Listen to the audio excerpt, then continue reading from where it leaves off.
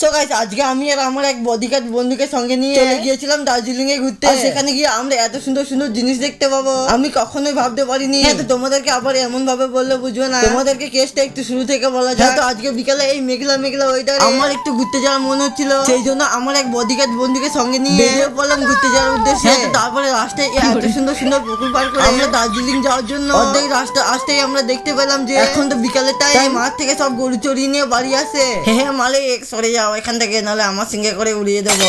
হ্যাঁ, তো তাই আমি গরুগুলো ভয়ে ভয়ে পাস করে দিয়ে আমরা সোজা হাঁটতে হাঁটতে চলে এলাম আমাদের এখানে দার্জিলিং এ। হ্যাঁ, তো এটাই ছিল আমাদের এখানকার দার্জিলিং, যেখানে তোমরা কোনো রকম পাহাড় তো দেখতে পাবে না, চা বাগানও দেখতে পাবে না, তবে দেখতে পাবে শুধু গেঁদা ফুলের চাষ ও অনেক কিছু আরো সবজির চাষ। আর এদিকে মেঘলা মেঘলা ওইটাই দেখো কত সুন্দর মেঘগুলোকে দেখতে লাগছে, আর এইদিকে দেখো গাঁদা ফুলগুলো কত সুন্দর লাগছে দেখতে। আচ্ছা, তোমরা আমার এই ভিডিওটা কে কোন জায়গা থেকে দেখছো একটু কমেন্ট করে বলে যেও তো, তাহলেই আমি বুঝতে পারবো তোমরা আমার এই ভিডিওগুলো গ্রাম থেকে বেশি দেখো না শহর থেকে।